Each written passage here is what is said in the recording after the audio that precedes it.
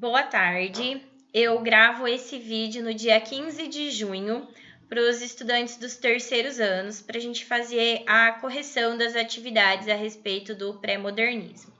Vocês vão precisar do livro didático, vocês já podem deixar aberto na página 57, onde a gente começa as atividades, e vocês vão precisar do caderno de português que tem as respostas das atividades para vocês irem conferindo.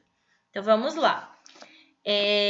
Na página 57, eu pedi que vocês realizassem a atividade 3. Era um soneto do Augusto dos Anjos. Eu vou fazer a leitura do soneto e daí a gente vai corrigir as perguntas. Versos íntimos. Vês, ninguém assistiu ao formidável enterro de tua última quimera. Somente a ingratidão, esta pantera, foi tua companheira inseparável.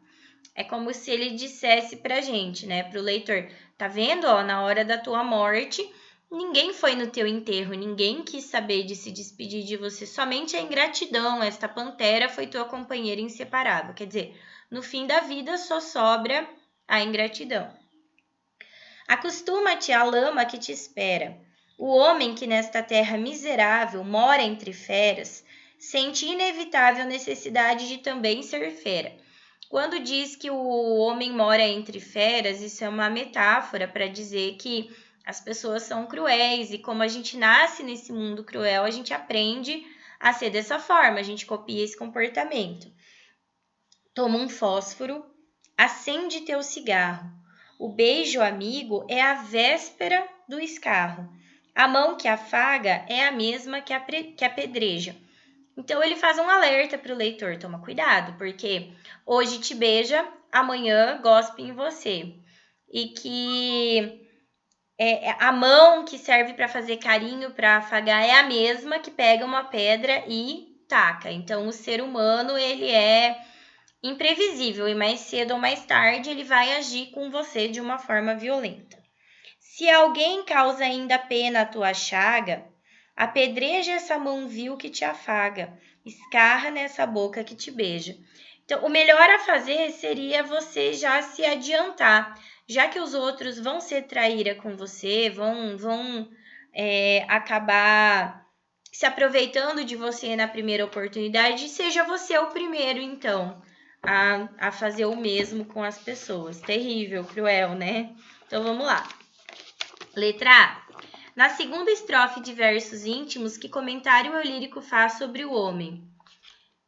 Que o homem, ou seja, a humanidade toda, né, como ele vive entre feras, ele sente a necessidade de também ser fera, de se adaptar a esse meio cruel, hostil. Enterro, lama, escarro, chaga. Que atmosfera o uso desses substantivos imprime ao poema? É sombrio, é desagradável, é macabro, é trágico, é muito negativo esse vocabulário. No poema, o eu lírico dirige-se a um interlocutor. Qual é o conselho final dado a ele? Que conselho que ele dá para o interlocutor que a gente pode entender que é a gente, né? Que é o leitor. Ele aconselha a gente a não ficar se iludindo com as pessoas, não achar que elas vão ser sempre boazinhas com a gente, já ficar meio que preparado para a trairagem e de preferência já agir por primeiro. Comente a linguagem do poema considerando o uso da palavra escarro e a presença de versos como toma um fósforo, acende teu cigarro. É um tom bem coloquial, então ele usa vocabulário bem coloquial, bem do dia a dia. E ali a conjugação dos verbos ela não está de acordo com a norma. Deveria ser tome e acende. Tome um fósforo, acenda teu cigarro. Mas ele usa um tom coloquial, que daí não faz a concordância com a pessoa do discurso.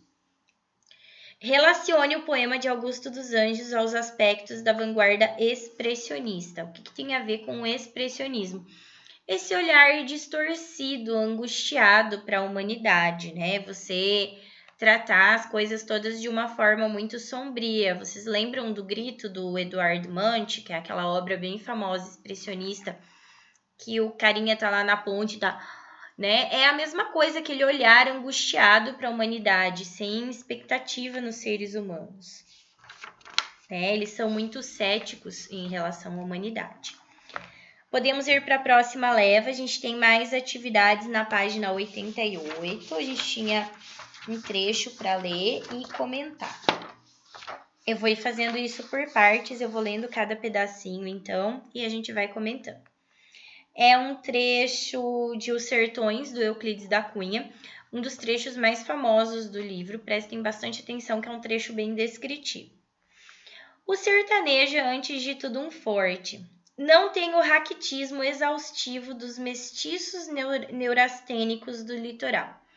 O que significa isso? Que as pessoas que vivem na cidade, que vivem no litoral, que têm melhores condições de vida porque tem uma geografia mais favorecida, elas acabam se tornando fracas. Elas são muito moles, são raquíticas, neurastênicas, porque elas não têm a firmeza, a força do sertanejo que vive num lugar muito mais adverso. A sua aparência, entretanto, ao primeiro lance de vista, revela o contrário. Falta-lhe a plástica impecável, o desempenho, a estrutura corretíssima das organizações atléticas. Quer dizer que quando você olha para o sertanejo à primeira vista, gente, essa é a visão do Euclides da Cunha, que é extremamente preconceituosa, enfim, mas que é fruto da época em que ele viveu. Então ele vai dizer que o sertanejo não é bonito. E que você olha para ele, você não percebe que ele é forte, ele parece fraco, ele parece desengonçado, você não percebe essa força atlética. É desgracioso, desengonçado, torto. Hércules Quasímodo. Hércules é a personagem famosa da literatura greco-romana. Hércules, ele é um herói que vai ser super forte. E Quasímodo é o nome da personagem do Corcunda de Notre Dame, é o Corcunda que vive lá em cima da igreja. Ou seja, o sertanejo tem a força do Hércules, mas ele tem a aparência física do Quasímodo, que era corcunda, era deformado, não tinha um perfil bonito para a época. Reflete no aspecto a fealdade típica dos fracos. O andar sem firmeza, sem aprumo, quase gigante e sinuoso, aparenta a translação de membros desarticulados. Agrava-o a postura normalmente abatida, num manifestar de displicência que lhe dá um caráter de humildade deprimente. Ou seja, você olha para o sertanejo, parece que ele está sempre se arrastando, com os ombros meio caídos, que ele está abatido, cansado. Essa é a primeira impressão. É um homem permanentemente fatigado. Reflete a preguiça invencível, a atonia muscular perene em tudo. Na palavra remorada, quer dizer, fala devagar. No gesto contrafeito, no andar desaprumado, na cadência langorosa das modinhas, na tendência constante à imobilidade e à quietude. Está sempre paradinho, quieto, parece que economizando energia. Meu Deus, né? O que mais que vai falar para criticar o sertanejo, coitado, né? Entretanto, toda esta aparência de cansaço ilude, pura ilusão, se ilude quem pensa que o sertanejo é isso, ele só parece isso. Nada é mais surpreendedor do que vê-la desaparecer de improviso. Naquela organização combalida operam-se em segundos transmutações completas. Basta o aparecimento de qualquer incidente exigindo-lhe o desencadear das energias adormidas. O homem transfigura-se, empertiga-se, empertigar-se, você estufa o peito, você fica maior, mais alto. E corrigem-se-lhe prestes numa descarga nervosa instantânea todos os efeitos do relaxamento habitual dos órgãos.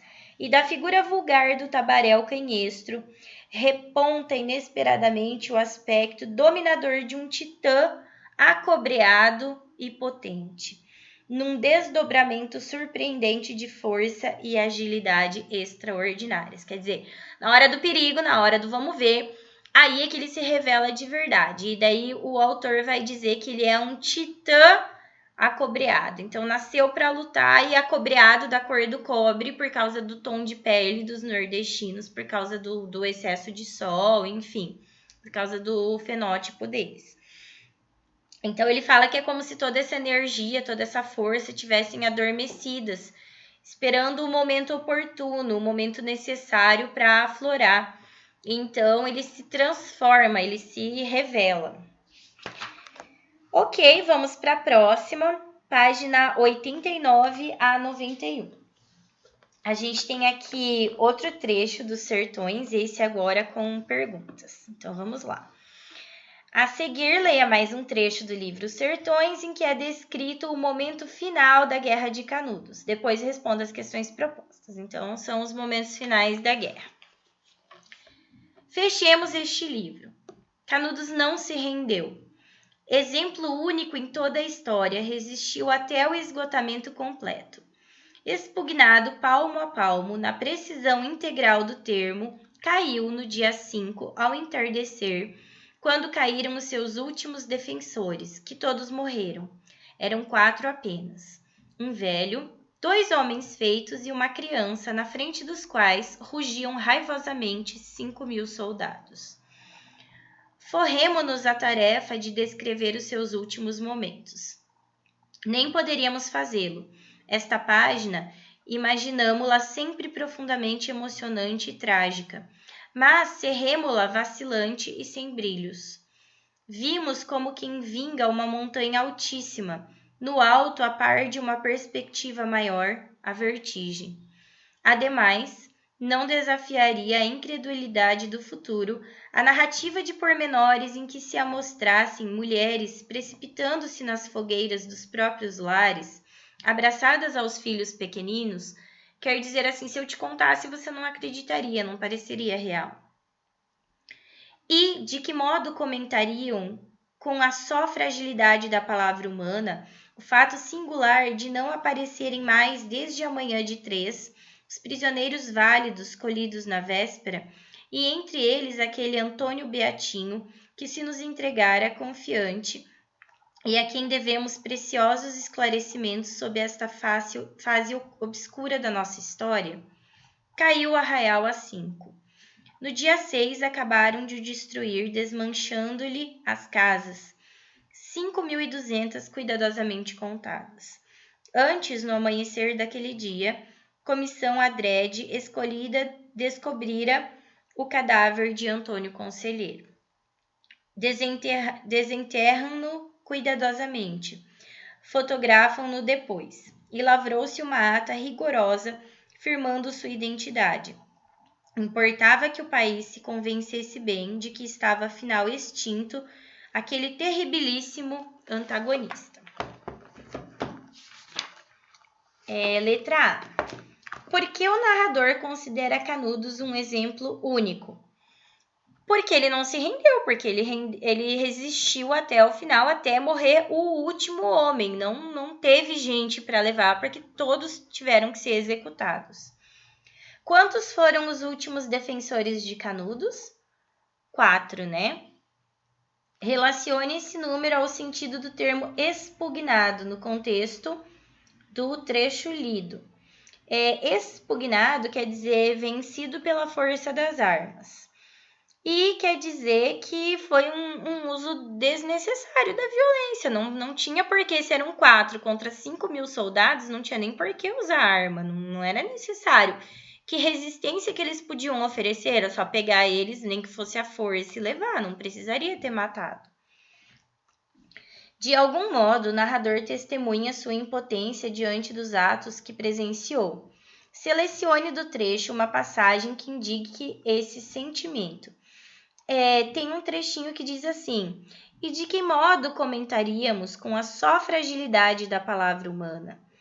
Então, ele vai dizer assim que as palavras dele não tem como convencer o leitor, ele não tem como passar uma ideia verdadeira do que aconteceu, é inexplicável por meio de palavras.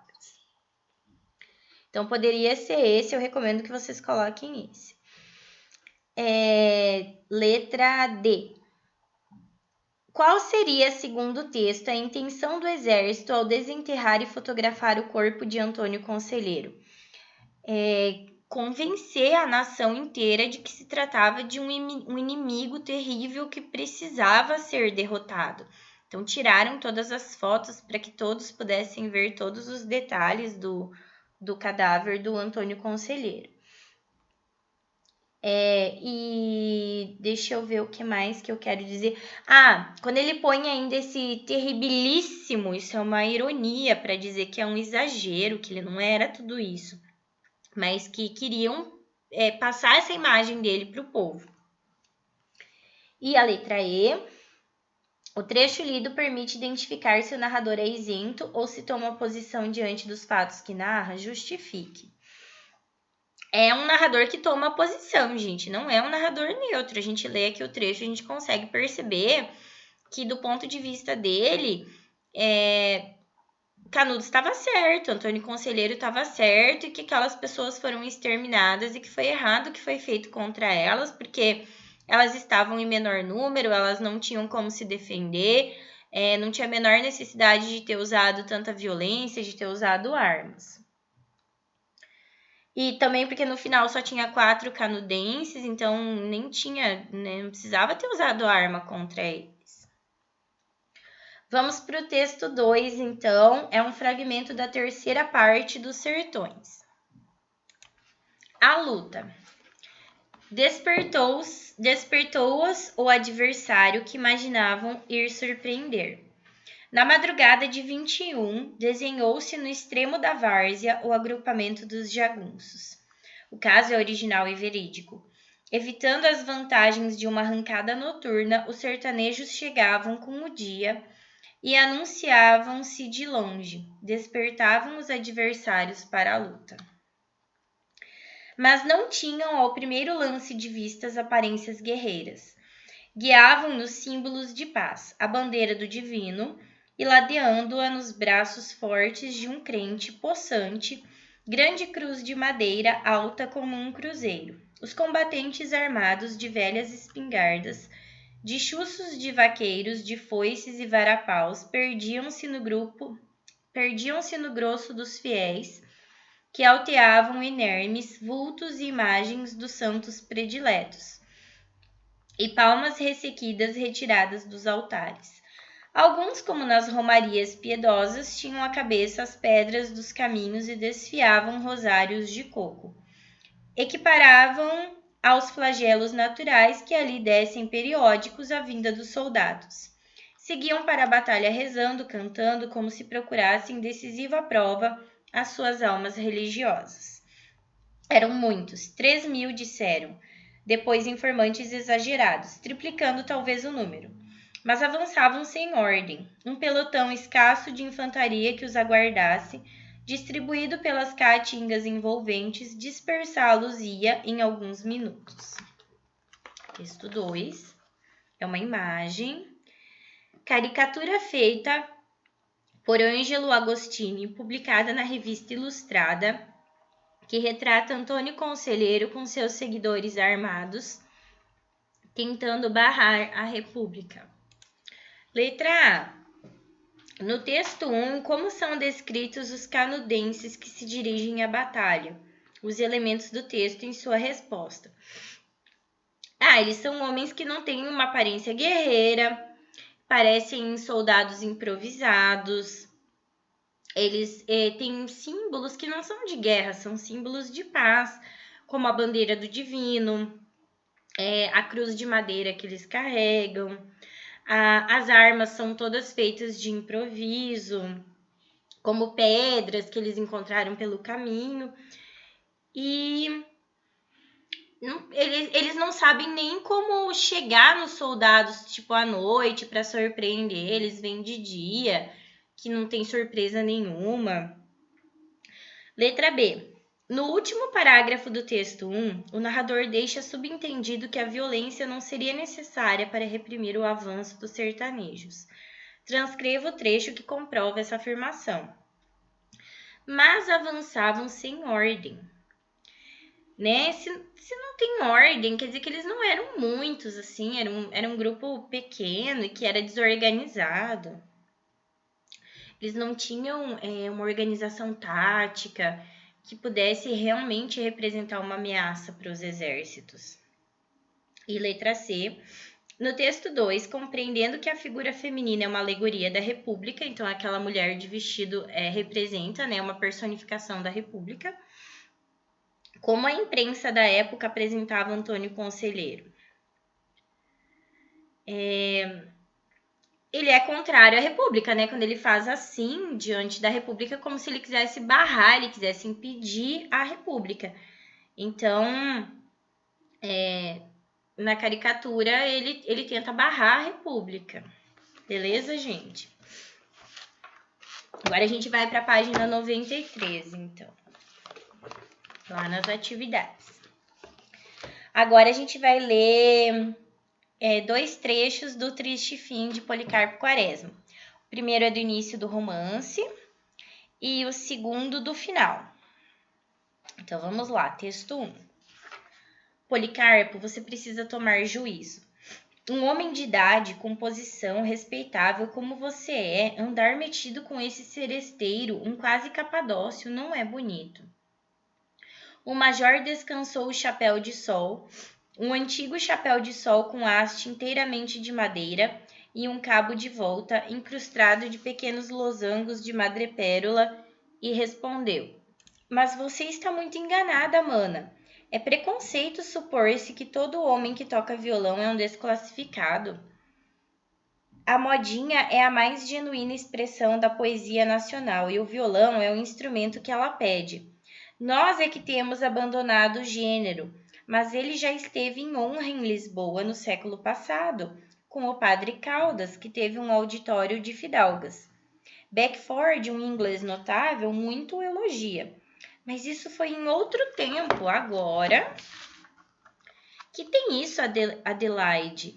Convém que nós não deixemos morrer as nossas tradições, os usos genuinamente nacionais. Bom, Policarpo, eu não quero contrariar você. Continue lá com as suas manias. O major entrou para um aposento próximo enquanto sua irmã seguia em direitura ao interior da casa. Quaresma despiu-se, lavou-se, enfiou a roupa de casa, veio para a biblioteca, sentou-se a uma cadeira de balanço descansando. Estava num aposento vasto, com janelas para uma rua lateral e todo ele era forrado de estantes de ferro. Havia perto de 10, com 4 prateleiras, fora as pequenas com os livros de maior tomo. Quem examinasse vagarosamente aquela grande coleção de livros havia de espantar-se ao perceber o espírito que presidia a sua reunião. Na ficção, havia unicamente autores nacionais ou tidos como tais. O Bento Teixeira da Prosopopeia, o Gregório de Matos, o Basílio da Gama, o Santa Rita Durão, o José de Alencar todo, o Macedo, Gonçalves Dias todo, além de muitos outros. Podia-se afiançar que nenhum dos autores nacionais ou nacionalizados de 80 para lá faltava nas estantes do major, ou seja, cheia de livros nacionais, né? E agora o texto 2, que é do finalzinho do livro agora. O tempo estava de morte, de carnificina. Todos tinham sede de matar para afirmar mais a vitória e senti-la bem na consciência, coisa sua própria e altamente honrosa. Iria morrer. Quem sabe se naquela noite mesmo? E o que tinha ele feito de sua vida? Nada. Levara ela atrás da miragem de estudar a pátria, por amá-la e querê-la muito, no intuito de contribuir para a sua felicidade e prosperidade. Gastara a sua mocidade nisso, a sua virilidade também. E agora que estava na velhice, como ela o recompensava? Como ela o premiava? Como ela o condecorava? Matando-o. E o que não deixara de ver, de gozar, de fruir na sua vida? Tudo. Não brincara, não pandegara, não amara. Todo esse lado da existência que parece fugir um pouco à sua tristeza necessária, ele não vira, ele não provara, ele não experimentara. Desde 18 anos que o tal patriotismo lhe absorvia e por ele fizera a tolice de estudar inutilidades. Que lhe importavam os rios? Eram grandes? Pois que fossem. Em que lhe contribuiria para a felicidade saber o nome dos heróis do Brasil? Em nada. O importante é que ele tivesse sido feliz. Foi? Não. Lembrou-se das suas cousas de tupi, do folclore, das suas tentativas agrícolas. Restava disso tudo em sua alma uma satisfação? Nenhuma. O tupi encontrou a incredulidade geral, o riso, a mofa, o escárnio, e levou-o à loucura, uma decepção. E a agricultura? Nada. As terras não eram tão ferazes, e ela não era fácil como diziam os livros. Outra decepção. E quando seu patriotismo se fizera combatente, o que achara? Decepções. Onde estava a doçura de nossa gente? Pois ele não a viu combater como feras? Pois não havia matar prisioneiros inúmeros? Outra decepção. A sua vida era uma decepção, uma série, melhor, um encadeamento de decepções. Esse trecho vai falar muito do ufanismo que marcou a vida do Policarpo Quaresma. Lembrem bem desse termo, ufanismo, que é a exaltação exagerada de alguma coisa. E era esse ufanismo patriótico, ele exaltava demais a pátria sem a crítica necessária, era uma coisa totalmente iludida. E esse trecho final do livro é o momento da epifania, que é outro termo que vocês têm que lembrar bem, porque a gente vai começar a falar muito de epifania quando a gente entrar no modernismo. Epifania é um momento de revelação. É aquele momento assim que parece que liga um botão, a ficha cai e você finalmente compreende o sentido da vida, o sentido das coisas, alguma coisa que você não percebia. Então, ufanismo e epifania, lembrem bem desses dois termos, porque a gente vai usar muito daqui para frente, tá? A gente vai falar disso em várias obras. Letra A. A fala da irmã do Major revela um preconceito típico do final do século XIX, mas que Policarpo Quaresma se recusa a aceitar. Que preconceito é esse? É o preconceito contra os seresteiros, os tocadores de violão. Tocar violão não era coisa de gente decente. Gente decente tinha que tocar um instrumento chique, não esse instrumento da gentinha, que era o violão. Quem tocava violão, quem fazia seresta, era vagabundo, era desocupado, eram as pessoas desqualificadas. Letra B. Quais são os dois argumentos usados por Quaresma para tentar demover a irmã de seus preconceitos?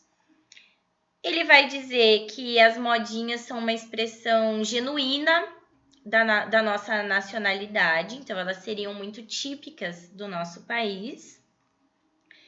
E também ele vai falar que na Europa as modinhas elas já estiveram na moda, já foram muito admiradas no passado, embora na atualidade para ele elas não sejam mais tão famosas por lá. Letra C. Releia o trecho que indica os autores prediletos de Quaresma e que constam na biblioteca do personagem. O que essas escolhas revelam sobre ele? Que ele gostava da literatura nacional, que ele leu os grandes autores, os melhores autores da literatura nacional até aquele momento ali em que ele viveu. E, portanto, ele era muito patriota, né? Valorizava muito essa cultura nacional. Letra D. De acordo com o texto 1, a obra completa de José de Alencar, um dos representantes do romantismo brasileiro, consta na estante de Policarpo. Considerando o papel desempenhado por Alencar no contexto dessa escola literária, justifica a importância que o personagem dispensa à obra desse autor. Bom, gente, ele tinha o José de Alencar na mais alta conta, né? Ele era a expressão máxima da literatura. E ele, por meio das suas obras românticas, construiu essa identidade nacional, fez romances indianistas, regionalistas, urbanos e históricos para contar o que era o Brasil, o que era o brasileiro, qual era o perfil da nossa sociedade, os elementos que a compunham. Então, ele vai falar muito desse encontro entre o índio e o português, como se deu a nossa miscigenação. Ele vai tentar mapear o Brasil nos seus romances regionalistas, falando das diferentes regiões do país. Então, ele tinha esse escritor em alta conta, valorizava muito. Letra E. Compare o tom da narrativa do texto 1 com o texto 2. Que mudanças podem ser notadas no estado de ânimo de Quaresma? No final do livro, Quaresma já está muito desanimado, ele já não tem mais aquele tom otimista, ele não é mais leve, não é mais alegre, ele está triste porque ele se decepciona, nada do que ele fez deu certo. Ele tentou incentivar o uso do tupi, todo mundo ridicularizou ele tentou se voltar para a agricultura, foi um desastre, era muito difícil. Quando ele tentou ajudar o país se engajando na luta, também ele foi tido como um traidor, ele se sentiu muito injustiçado, então é um tom totalmente pessimista. Que passagem do texto 2 comprova que Policarpo Quaresma se arrepende de seu patriotismo ao fazer um balanço de sua existência? Ele fala assim: que adianta eu saber tudo isso que eu sabia, se o rio corre para que lado, quantos rios que tem, o nome dos lugares, o que me interessa, o que isso melhorou a minha vida? Citando as palavras do texto: desde 18 anos que o tal patriotismo lhe absorvia e por ele fizera a tolice de estudar inutilidades. Ainda tem uma outra. Em que lhe contribuiria para a felicidade saber o nome dos heróis do Brasil? Em nada, né? Então eu posso citar as próprias palavras do texto para justificar. Considerando o texto 2, é possível inferir as críticas que Lima Barreto propõe por meio do personagem Policarpo Quaresma. Que críticas são essas e a quem se dirigem? Ele vai criticar o descaso do país e a violência que foi usada para acabar com a revolta da Armada. Essas críticas elas são dirigidas à República, né? Essa época vai ser descrita como um tempo de morte, de injustiça. Todo mundo só pensa em matar, ninguém mais se preocupa com o ser humano, enfim. E daí a gente vai para a atividade número 2, que é a respeito de um conto muito legal do Lima Barreto, que se chama A Nova Califórnia. E esse conto já serviu de inspiração para fazer uma novela da Globo, que tinha a mesma personagem do livro, que era o Raimundo Flamel, e várias personagens que aparecem nesse conto. Então, a gente vai ler. Esse conto ele narra a história do Raimundo Flamel, que é um alquimista, que vai para a cidade de Tubiacanga e que é uma cidade fictícia, e ele tem um mistério ali em volta dele, ele tem algum segredo que as pessoas dessa pequena cidade querem descobrir qual é. E as pessoas acabam descobrindo, porque ele deixa vazar, que ele tem o poder de transformar ossos em ouro. Imagina a cobiça, a sede de cobiça dessa gente toda, a ganância deles por essa possibilidade de ter ouro. Não vai sobrar um ossinho no cemitério para contar a história. Isso tudo, na verdade, é uma mentira do Raimundo Flamel. É uma vingança que ele quer fazer contra os moradores dessa cidade, porque eles não sabem, mas ele é um antigo habitante da cidade. Então, vamos lá. Ali tem um trecho, eu recomendo que vocês procurem esse conto para ler, porque ele é muito legal. É bem pequenininho, é rapidinho de ler, vale a pena, é bem legal. Tanto é que virou a novela, né? A desinteligência não tardou a surgir. Os mortos eram poucos e não bastavam para satisfazer a fome dos vivos. Então, ali, todo mundo da cidade já está sabendo que o Raimundo Flamel teria esse poder de transformar ossos em ouro. E daí corre todo mundo para o cemitério e começa a desenterrar para procurar os ossos dos mortos. Houve facadas, tiros, cachações, que é esses socos, né? Que elementos são usados para realçar o caráter repugnante da cena? As cores, né, mais escuras, assim, meio azuladas, esverdeadas. As expressões faciais de desespero, de raiva, de fúria, o gesto do personagem ali no primeiro quadrinho que segura o braço do outro ali para impedir ele de tirar o corpo dali. As cenas de violência, enfim. E a letra B, releia o texto do primeiro quadrinho. A desinteligência não tardou a surgir. Os mortos eram poucos e não bastavam para satisfazer a fome dos vivos. Que relação é possível estabelecer entre esse trecho e a imagem? Dá para ver que é um monte de gente realmente num pequeno espaço ali, naquele pequeno cemitério, tá cheio de gente. E realmente as pessoas estão demonstrando ser pouco inteligentes. Ele usa o termo desinteligência. Cara, ninguém suspeitou que isso não tinha a menor possibilidade de ser verdade. Como que vai transformar por meio da alquimia ossos em ouro? Não faz sentido isso, mas a ganância toma conta. As pessoas ficam pensando só no dinheiro, no lucro que elas vão ter e ficam loucas. E daí, para fechar as atividades do livro, a gente tem as páginas 98 e 99. A gente vai falar agora um pouquinho do Monteiro Lobato e do Jeca Tatu. Questão número 1. A gente vai ler um fragmento de um artigo de Urupês. Pobre Jeca Tatu. Como és bonito no romance e feio na realidade. Por que isso? Porque o caipira já tinha sido retratado pelo romantismo, né? Nos romances românticos. Então, como que ele é lindo na literatura, mas é feio na realidade? Jeca mercador, Jeca lavrador, Jeca filósofo. Quando comparece às feiras, todo mundo logo adivinha o que ele traz. Sempre coisas que a natureza derrama pelo mato e ao homem só custa o gesto de espichar a mão e colher.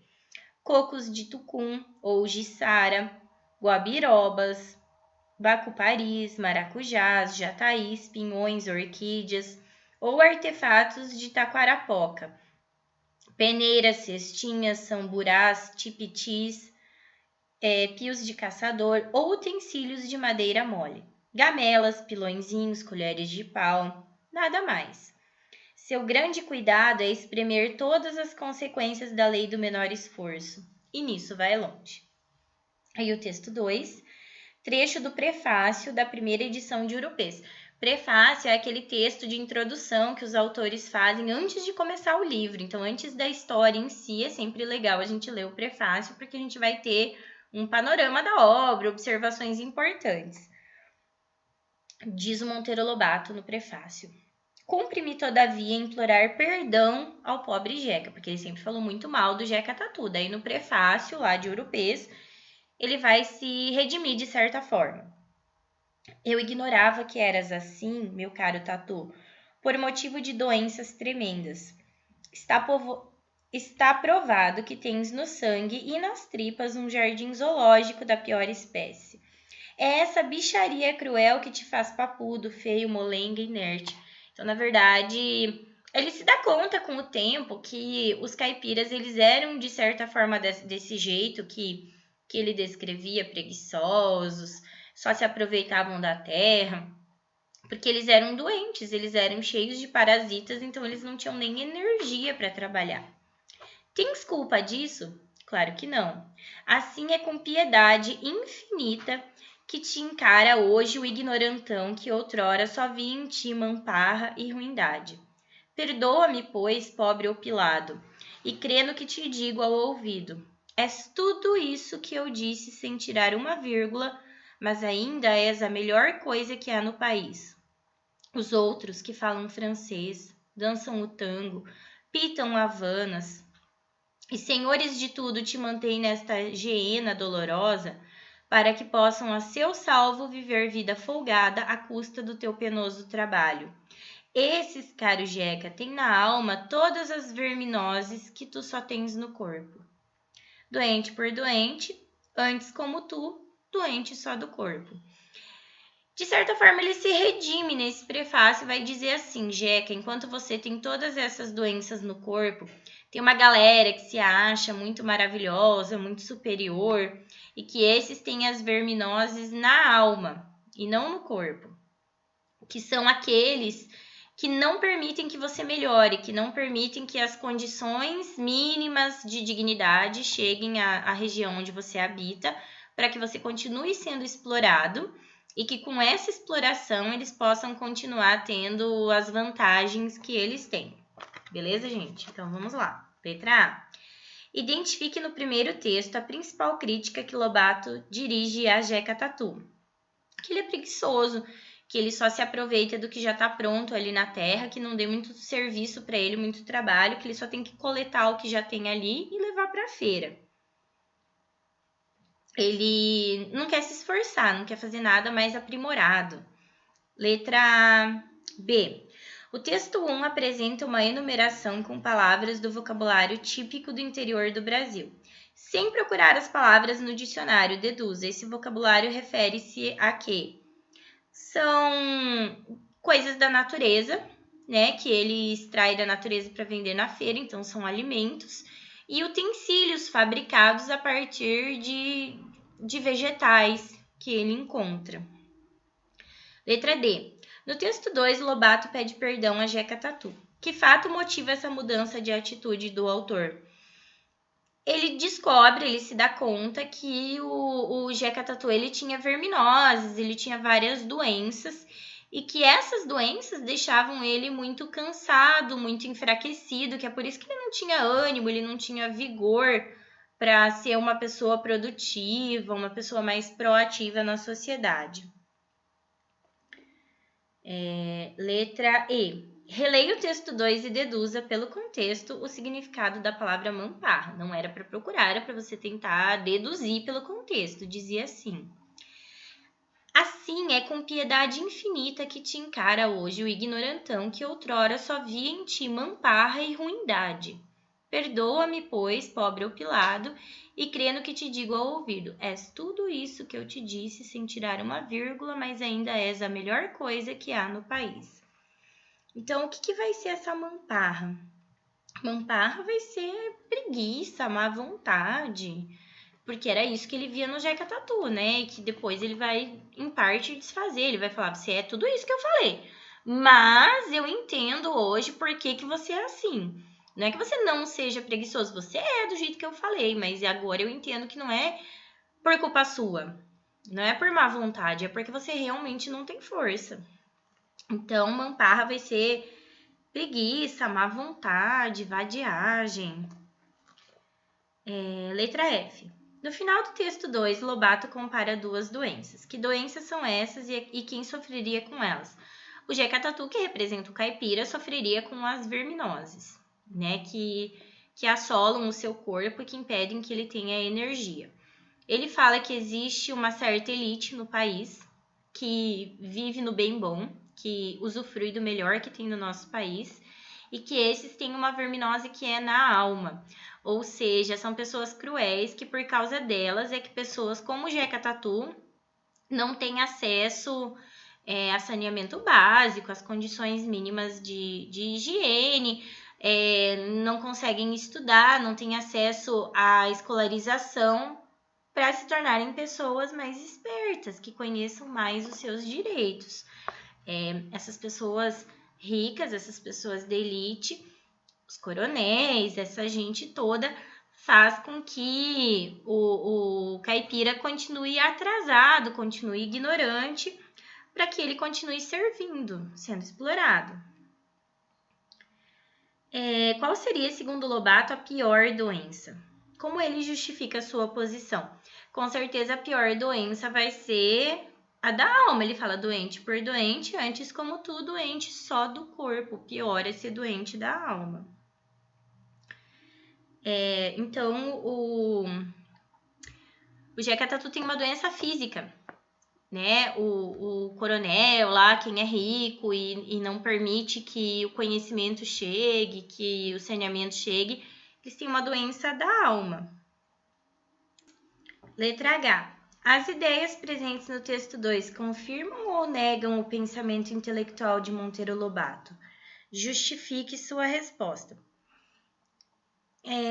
Elas confirmam, pois ele vai fazer uma denúncia, ele vai dizer que não é só culpa do caipira ele ser assim, é principalmente culpa daqueles que teriam o poder de dar para ele conhecimento, de dar infraestrutura e não dão. Agora nós vamos para a questão 2, então, da página 99. A correção da língua é um artificialismo, continuei episcopalmente. O natural é a incorreção. Note que a gramática só se atreve a meter o bico quando escrevemos. Quando falamos, afasta-se para longe de orelhas murchas. Letra A. Tendo em vista a opinião do autor do texto, pode-se concluir corretamente que a língua falada é desprovida de regras? Explique. Não é que ela seja desprovida de regras, mas é que são outras regras, são regras diferentes daquelas que são exigidas pela escrita, e geralmente as regras da escrita são muito mais complexas. Se eu estiver falando com vocês e eu der uma deslizada, beleza. Agora, se estiver gravando é diferente, né? Porque vai ficar registrado. Que é a mesma coisa que se tiver por escrito, vai ficar registrado, então você toma um cuidado maior. Entre a palavra episcopalmente e as expressões meter o bico e de orelhas murchas, dá-se um contraste de variedades linguísticas. Substitua as expressões coloquiais que aí aparecem por outras equivalentes que pertencem à variedade padrão. O que é meter o bico? Meter o bico numa coisa é se meter naquilo, é influenciar de alguma forma.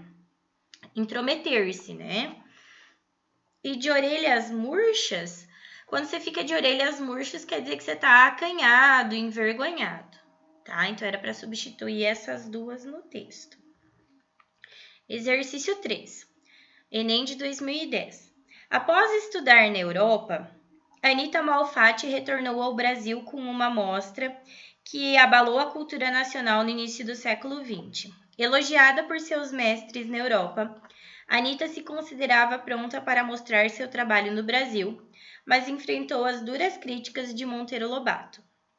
Com a intenção de criar uma arte que valorizasse a cultura brasileira, Anita Malfatti e outros artistas modernistas, letra A, buscaram libertar a arte brasileira das normas acadêmicas europeias, valorizando as cores, a originalidade e os temas nacionais. A letra A, a gente vai aprofundar um pouquinho mais esse assunto sobre o modernismo nas nossas próximas aulas, tá? Então, vai ser o nosso próximo conteúdo. E a gente tem agora as atividades em PDF para corrigir. Então, vamos lá. A nossa primeira atividade é um trecho dos Sertões do Euclides da Cunha, chama Notas de um Diário. Neste trecho é retratada a chegada dos prisioneiros entregues nos momentos finais do conflito por Beatinho, auxiliar de Antônio Conselheiro, com a garantia de que não seriam mortos caso se rendessem. A entrada dos prisioneiros foi comovedora. Os combatentes contemplavam-nos entristecidos, surpreendiam-se, comoviam-se, o arraial in extremis punha-lhes adiante, naquele armistício transitório, uma legião desarmada, mutilada, faminta e claudicante, num assalto mais duro que o das trincheiras em fogo. Custava-lhes admitir que toda aquela gente inútil e frágil saísse tão numerosa ainda dos casebres bombardeados durante 3 meses.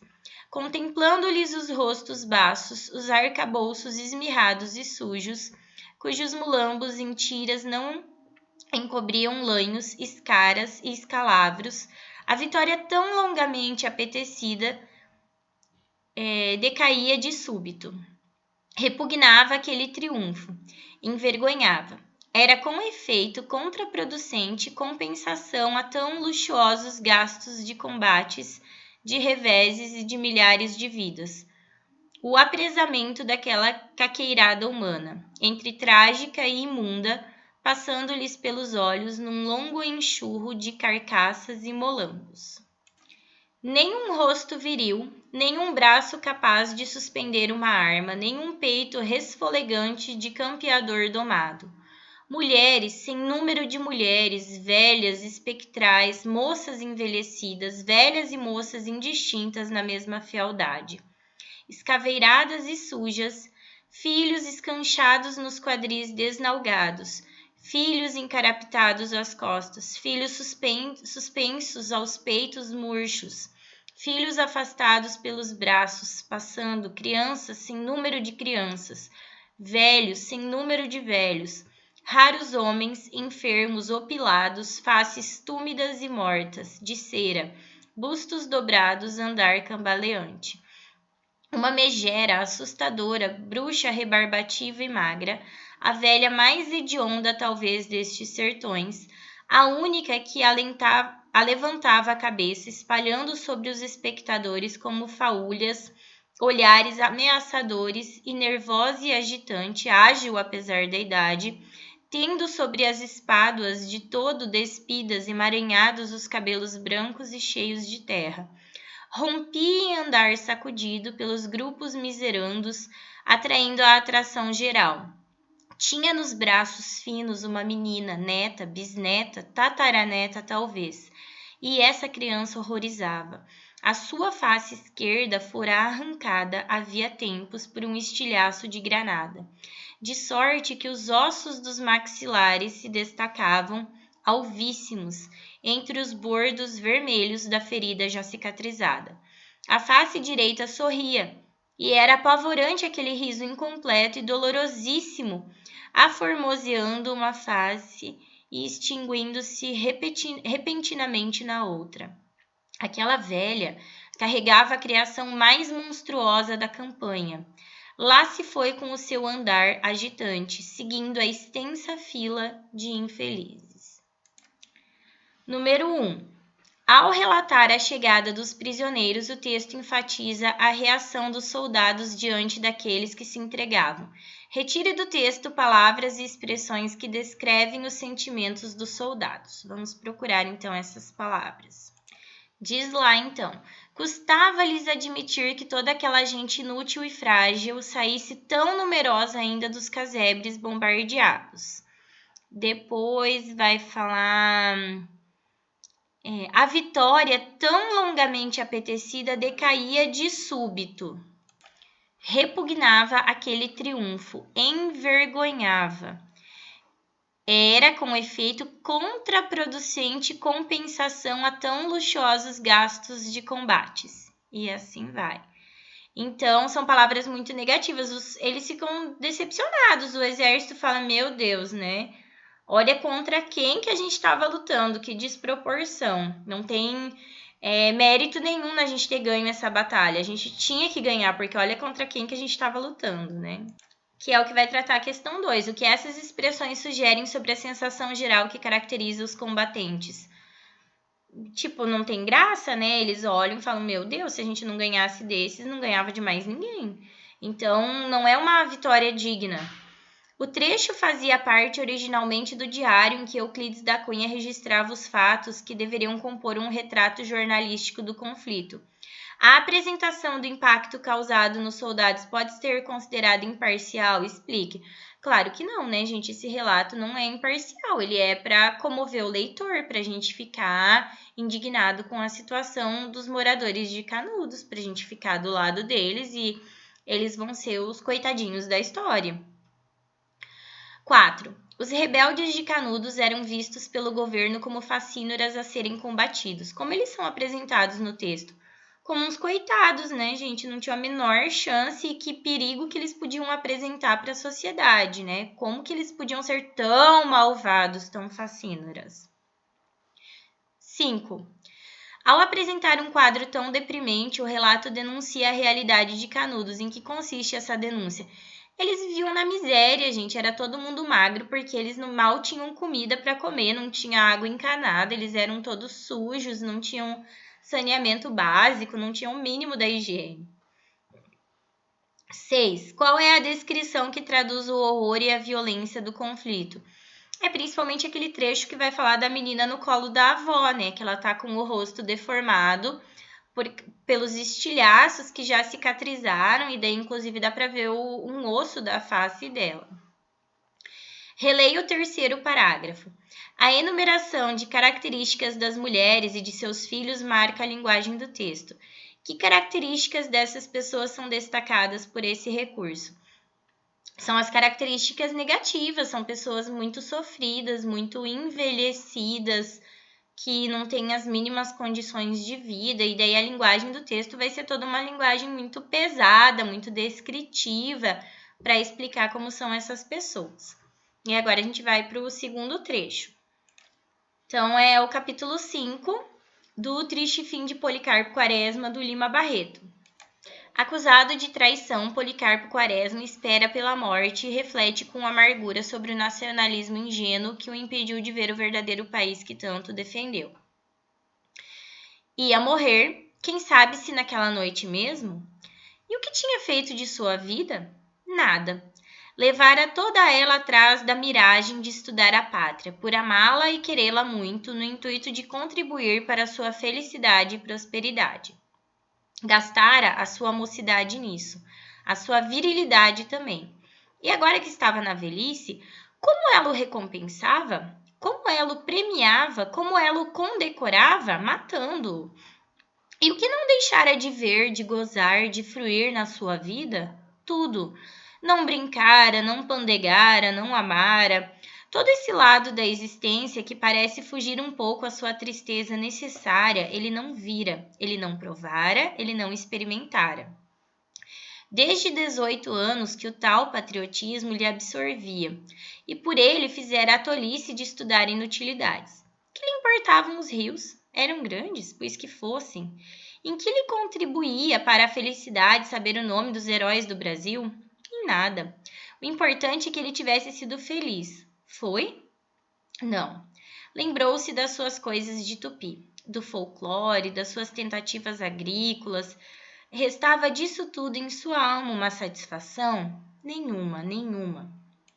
O tupi encontrou a incredulidade geral, o riso, a mofa, o escárnio e levou-o à loucura, uma decepção.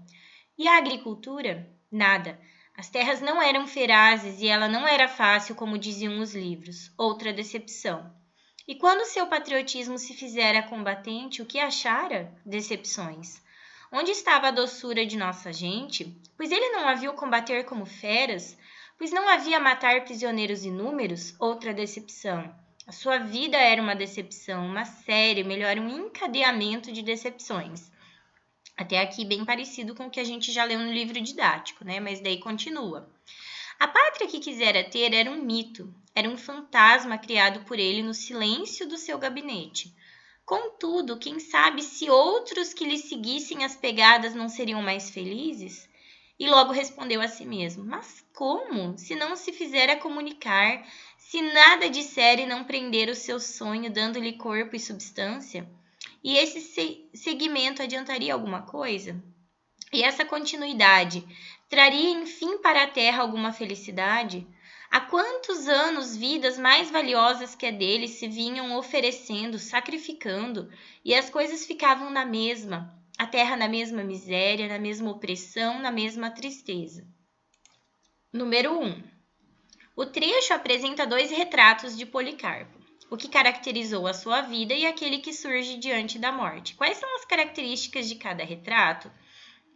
Ao longo da vida ele foi muito otimista, muito patriota, e na hora da morte surge essa versão mais melancólica, mais desesperançosa. Ele não acredita mais, não tem mais ilusões com o país. Número 2. Ao refletir sobre sua trajetória, o protagonista se dá conta do que fez em nome de seu patriotismo. Quais foram as suas ações? Ele gostava do folclore, da cultura do país, mas era ridicularizado por isso. Estudou a geografia, sabia todos os nomes dos rios, de tudo que tinha no país, não servia para nada. Quando ele se voltou para a agricultura, foi muito difícil também, ele se decepcionou e, por fim, quando ele resolve ir lutar pelo país, também ele é acusado de traição, então nada do que ele fez deu certo, ele nunca teve um reconhecimento, um retorno, ele sempre foi criticado e ridicularizado. 3. Qual é a imagem idealizada que Policarpo tinha do povo brasileiro? Que o povo brasileiro seria dócil, seria um povo alegre, um povo querido. 4. Apesar de saber que a pátria que buscara era um mito, Policarpo ainda mostra esperança de que sua trajetória e seu ideal não tenham sido em vão. Mas essa esperança logo se desfaz. Explique por quê. Porque ele se dá conta de que, como ele não deixou nada registrado, não tem nada por escrito, não tem como alguém continuar da onde ele parou e seguir os passos dele. E por fim ele ainda pensa, tá, e mesmo que tivesse sido escrito, que tivesse como seguir, pra quê? Não ia dar em nada mesmo, nunca dá em nada. 5. A amargura da personagem é mais forte no trecho final do texto. Como sua desesperança é apresentada? Tudo na vida dele foi uma grande decepção, né?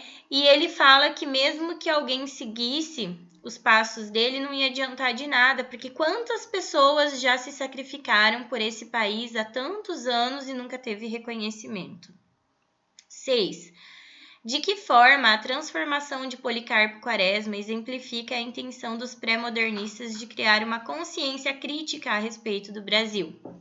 Por meio dessa personagem, o Liba Barreto quer dizer pra gente que a gente não pode ser ingênuo, que o nosso país não é um mar de rosas, que nós temos muitos problemas e que não é fácil resolver esses problemas, que não tem soluções mágicas, soluções fáceis pra gente resolver. Né? Uma pena, o Policarpo Quaresma fez tudo o que ele podia na melhor das intenções, mas não adiantou absolutamente de nada e o fim dele é trágico por conta disso.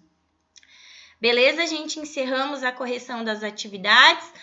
Logo mais, tem matéria nova, a gente vai começar o modernismo no Brasil. Beijos!